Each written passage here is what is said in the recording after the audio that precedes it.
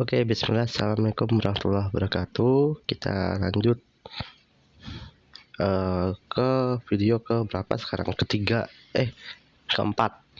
Nah, jadi video pertama itu bab 1 2, video kedua itu bab 3 dan keempat, video ketiga itu bab kelima dan keenam. Sekarang adalah video part keempat, yaitu bab ke-7 dan ke-8.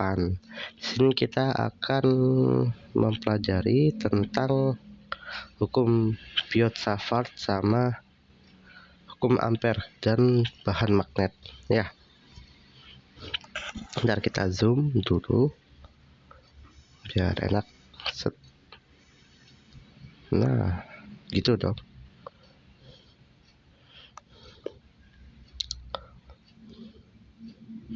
Nah, jadi di sini bukan yang ini dulu. Nah, hukum Biot-Savart dulu. Hukum Biot-Savart itu, nah ini ada sejarahnya ya. Jadi tahun 1820 Oersted ini menemukan bahwa arus listrik yang mengalir pada sebuah pengantar dapat menghasilkan efek-efek magnetik ya. Jadi si Oersted menemukan bahwa arus listrik itu bisa bisa menghasilkan magnet gitu loh. Fenomena ini dapat ditunjukkan dengan melihat adanya penyimpangan arah jarum kompas bila didekatkan pada penghantar berarus. Jadi kompasnya itu geser gitu loh. Setelah kawat dialiri arus I, arah jarum kompas lebih menyimpang daripada sebelum dialiri arus. Nah, jadi ini tuh bulat itu adalah kompas ya. Ini ada arusnya. Jadi ketika si batang ini dikasih arus, itu kompasnya itu belok gitu loh. Kok bisa belok ya? Karena ada gaya magnetnya ya, jadi membuat dia belok. Nah, arah medan magnet akibat arus listrik dapat ditentukan dengan menggunakan aturan tangan kanan ya.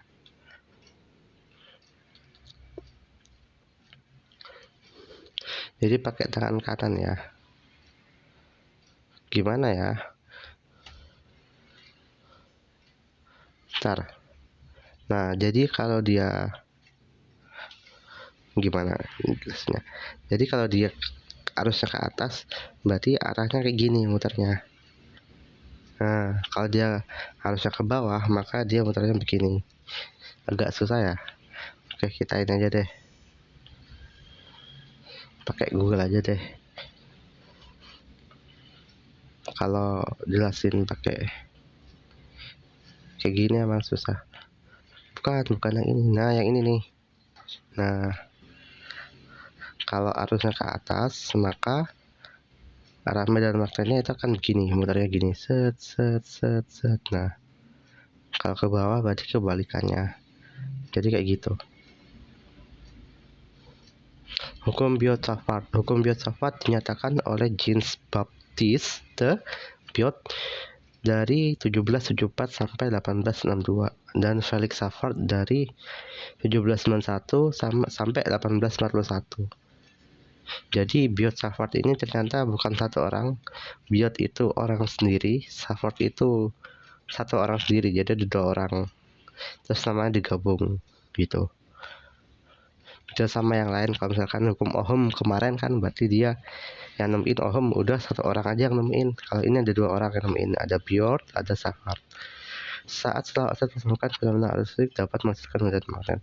Hukum Biot-Savart digunakan untuk menghitung medan magnet yang ditemukan oleh arus listrik. Nah, jadi Biot-Savart itu apa sih yang dihitung? Yang dihitung adalah medan magnetnya.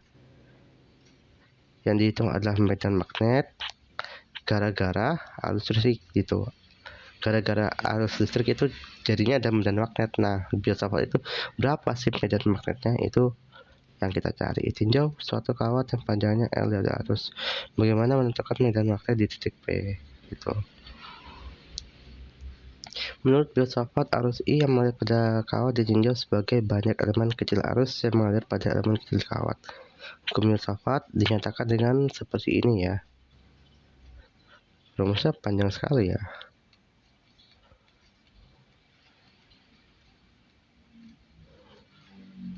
Nah ini ya, nah sama kan.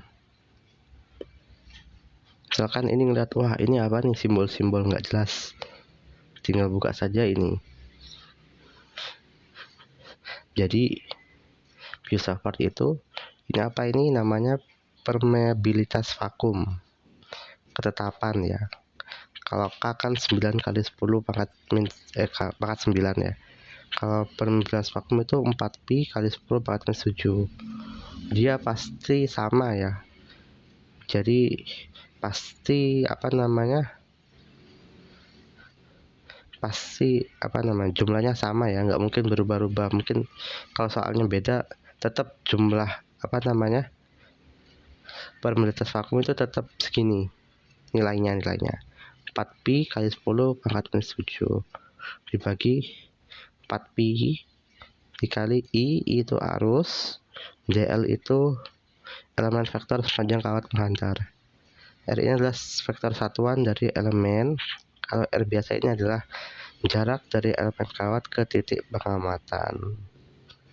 Ini agak panjang ya emang.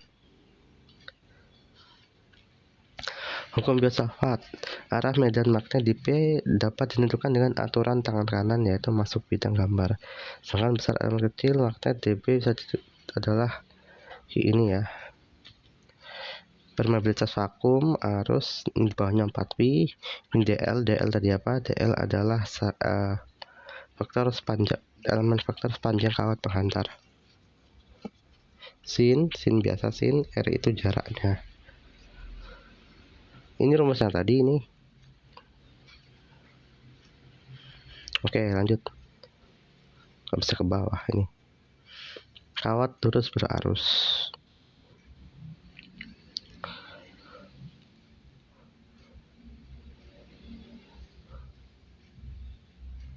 Mana? Nah ini aja, langsung ke rumusnya aja ya, nggak usah banyak teori. Ini kalau ada soal seperti ini bagaimana? Nah jadi kita bikin dibagi dua ya, ada A1 ada A2. Sini A ini kenapa? A ini adalah jarak terdekat si titik ini dengan si batang. Karena dia jarak terdekat, pasti dia tegak lurus gitu kan. Kalau tegak lurus, nanti kita bisa cari sin cosnya dari sini. Sin cos itu kita nggak harus tahu berapa sudutnya, kita tahu panjang A sama panjang ini itu udah cukup. Panjang sisi segitiganya kita udah cukup untuk mencari sin cos. Nah di sini kita lihat ada sin A, sin alpha 1, sin alpha 2. Jadi ini rumusnya ya, permeabilitas vakum dikali I ini nanti dikasih tahu di soal, itu arus 4pi A. A nya apa? A nya itu ini jarak terdekat, sin A2 dikurangi sin A1. Jadi sini ada sin ini dikurangi sin ini, kita tinggal masukin jadi deh gitu. Nah ini apa? Ini juga sama ya, vakum kali I 2pi kali A. Terserah. Oke lanjut. Nah ini tadi ya, soalnya tadi ya, ini ya, ini I nya dikasih tahu nih, pasti dikasih tahu. Mana? Nah itu ya, I nya 2A, I nya 2 ampere. Ini kekecilan ya, saya tak gedein.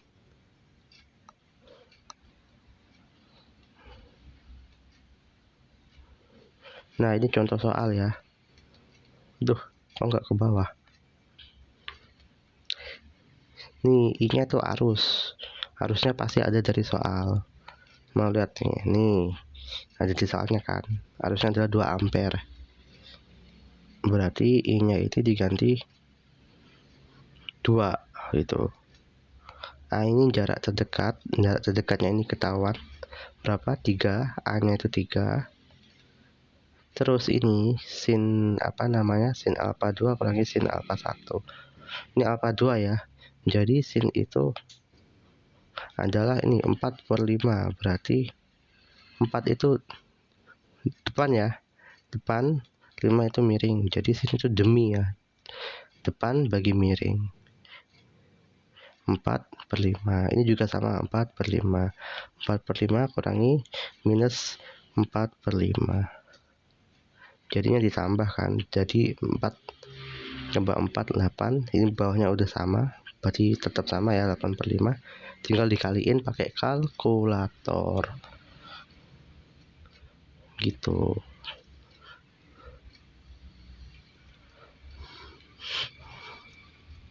Oke, kegedean. Oke, lanjut ada kawat lingkaran berarus gitu.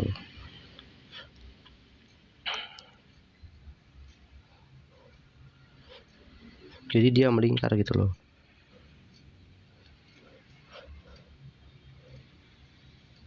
Bentar.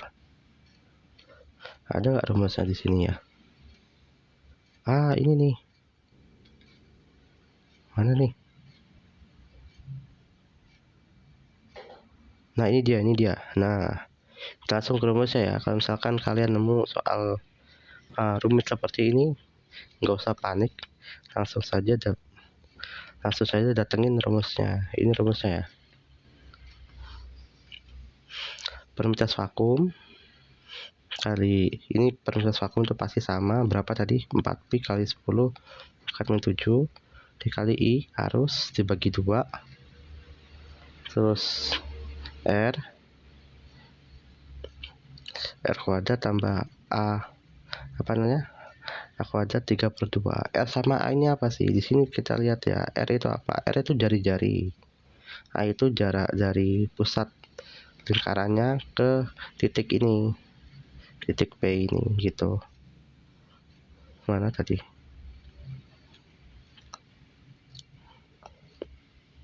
Nah, jadi sini R itu adalah jari-jarinya. Kalau A itu dari titik lingkarannya ke titik P tadi loh, ini.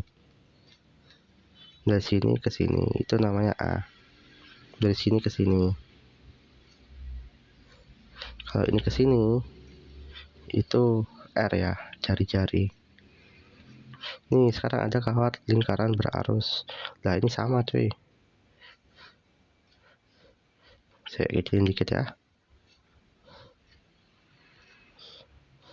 Arah medan magnet adalah masuk bidang gambar kawat lingkaran dianggap susun atas alamat kecil panjang DLL.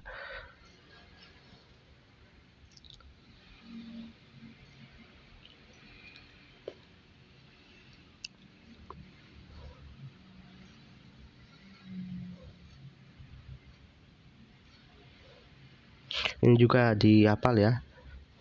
B vakum permitias vakum kali I harus 2R, harus dihafal.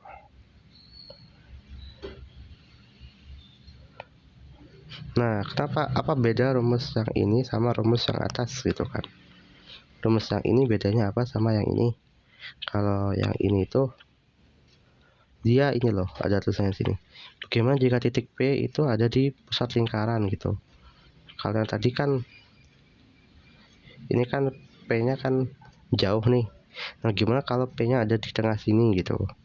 Ini ada rumusnya ya. Nah,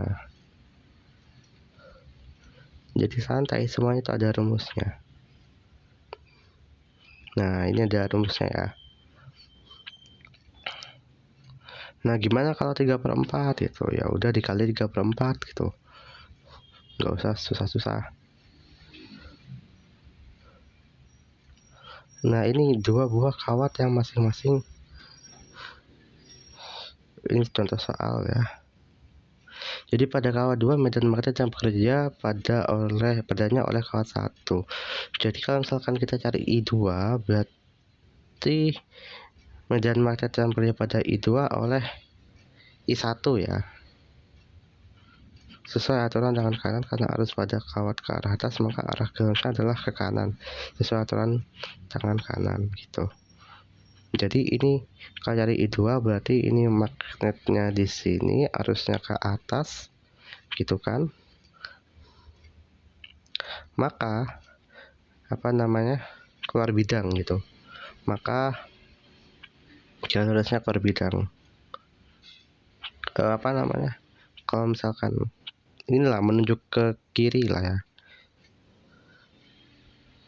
jadi kalian tangan kanannya kalian majuin ke depan, jempolnya ke atas, telunjuknya ke kiri, maka telapak tangan kalian itu akan menghadap ke arah kalian. Nah, telapak tangan kalian itu adalah gaya Lorentz, telunjuknya itu adalah magnet, atasnya adalah arus gitu. Jadi kayak gitu, ini harus ingat-ingat. Itu maksudnya IL kali B, gitu kan. Jadi ini ternyata masih awal ya, bisa dipecah lagi kayak gini. Udah, pokoknya tinggal dihafal saja rumus itu. Saya nggak terlalu pusingin rumus datang dari mana gitu kan, yang penting rumusnya hafal, tinggal dimasukin selesai gitu loh.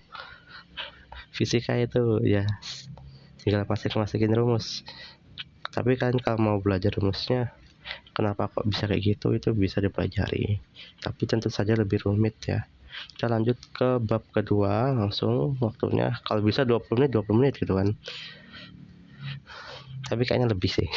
Oke, lanjut adalah hukum ampere dan bahan magnet. Hukum ini mirip hukum Biot-Savart, yaitu berkaitan dengan arus listrik dan medan magnet, tapi pendekatannya berbeda. Jadi ini tetap sama ya, tentang arus sama medan magnet. Hukum Ampere menyatakan bahwa integral medan magnet sepanjang lintasan tertutup sebanding dengan arus yang dilengkapi lintasan tersebut dengan arah medan menyinggung lintasan. Sangat panjang artinya jarak titik yang ditinjau jauh lebih kecil dibanding jarak kawat. Lintasan Ampere terbentuk lingkaran. Perhitungan untuk kawat lurus. Arus yang dilengkapi lintasan Ampere I perhitungan dengan hukum Ampere. Nah ini ya, B sama dengan, nah ini ya tadi tuh, 18 vakum dikali arus sama dengan, beda. Coba lihat ya.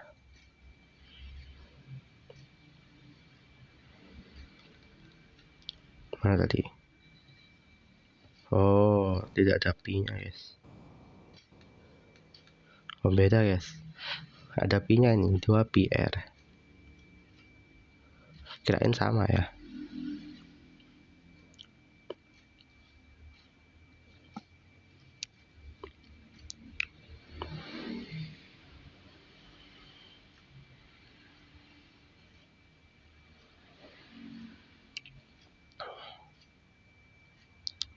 Nah ini, saya bentarin dulu nih. Arus mengalir pada silinder pejal, analogi seperti kawat lurus tetapi mempunyai diameter tertentu. Medan Hawking sepanjang suatu lintasan berbentuk lingkaran yang berbentuk pada sumber silinder. Arah medan magnet mengikuti lintasan tersebut gitu kan. Jadi di dalamnya ada lingkaran lagi gitu. Ini R-nya itu untuk yang di luar, ini R yang kecil untuk di dalam gitu. Jadi ada kemungkinan misalkan R yang di dalam itu lebih besar daripada R yang di sini, bisa ada kemungkinan R-nya itu lebih kecil daripada R yang di sini. Gitu. Di sini ada 2 kemungkinan ya, untuk R lebih kecil daripada R, artinya di dalam tabung ini lingkaran yang merah ini lebih kecil ya. Itu kita pakai rumus ini ya. Arus, untuk menghitung arus yang dilengkapi lintasan ampere kita pakai ini, jari-jari besar, jari-jari di dalam tabung dibagi jari-jari di luar tabung, itu tutup tabungnya itu kuadrat dikali I arus. Kalau berhitungan dengan hukum ampere ini adalah 18 vakum dikali jari-jari R yang kecil, jari-jari yang merah tadi loh, yang R itu yang merah ya, R kecil itu merah, 2 pi R, R itu besar, R besar itu berarti yang di sini, jadi tutupnya ini mana, dikali I. Di sini ada R lebih besar daripada R kecil, lebih besar daripada R besar. Nah di sini artinya merahnya itu lingkaran yang merah ini itu lebih gede daripada ini lingkarannya ini. Ada kasus seperti itu. Kita pakai ini ya, 18 vakum dikali arus dibagi 2 pi dikali R kecil. R kecil ini yang lebih gede ya, lingkaran merah tadi. Itu.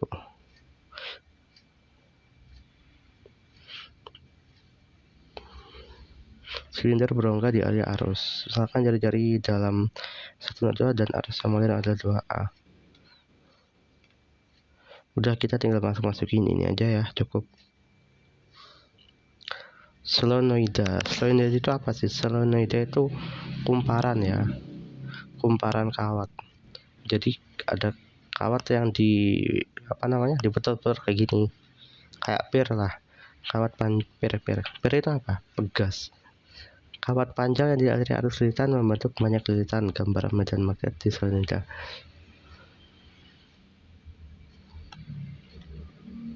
Apalagi yang harus kita baca di sini. Nah, toroida tadi kan kawat yang solenoida itu kan yang biasa kayak gini, lurus nih. Dia diputar-putar tapi masih lurus. Kalau toroida itu dia di kumparannya tuh membentuk lingkaran kayak gini, gitu. Di dalam toroida, medan homogen di luar nol lintasan sampai berbentuk lingkaran di dalam toroida lintasan 2. Ya, rumusnya gini ya. N itu apa? Kita nggak tahu N itu apa. Kita lihat ya. Waduh, kacau. Ni 2πr.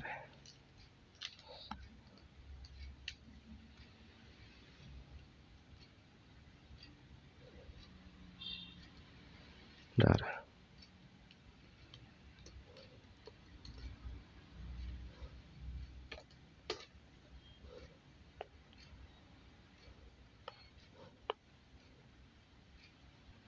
N-nya adalah jumlah lilitan umum gitu.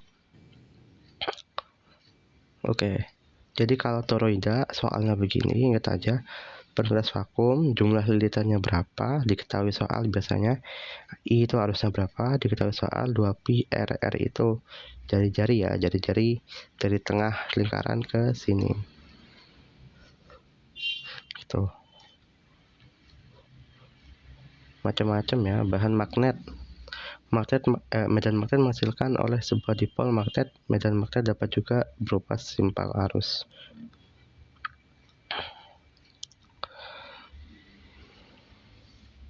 Pada setiap bahan terdapat momen dipol magnet elementer yang disebabkan adanya rotasi muatan elementer. Pada bahan magnet, arah dipol magnet elementer akan berubah akibat adanya medan magnet luar. Teori-teori gitu ya, dibaca aja cukup. Dibaca cukup, kalau nggak paham ya tinggal dihafalin.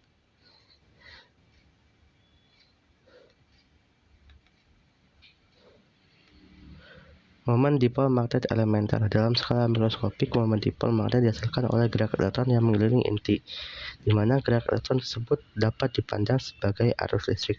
Dan luas A menyatakan luas penampang daerah yang dilalui elektron. Dapat menerang momen dipol magnet untuk elektron pada orbital tertentu dengan momentum sudut orbital L. Untuk elektron dalam atom hidrogen mempunyai momen dipol magnet 9,2 kali 10 pangkat menjadi 24. Gitu. Apa ini? LiE 2m.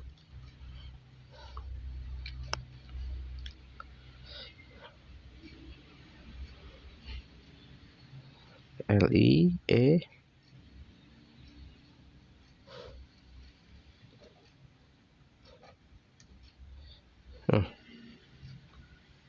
waduh, kok gini? E dibagi 2m.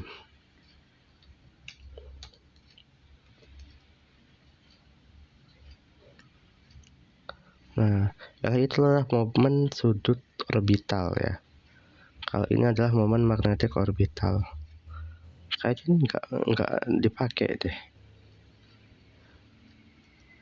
Magnet induksi. Jadi jenis bahan magnet. Jadi para magnetisme itu Km. Km itu, bentar ya, saya lupa singkatannya apa.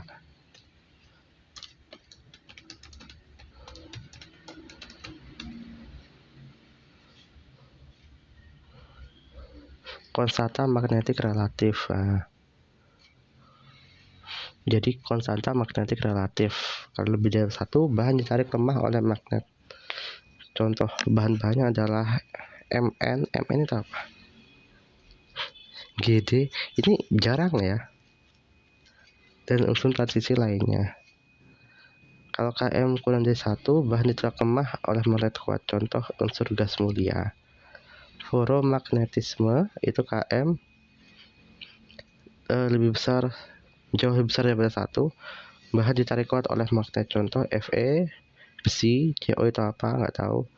Ini nggak tahu apa nggak tahu aku. Singkatan. Penasaran saya. Apa itu Co? Apa itu Ni? Singkatan.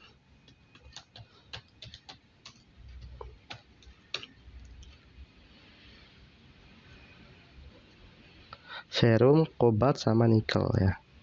Oh gitu.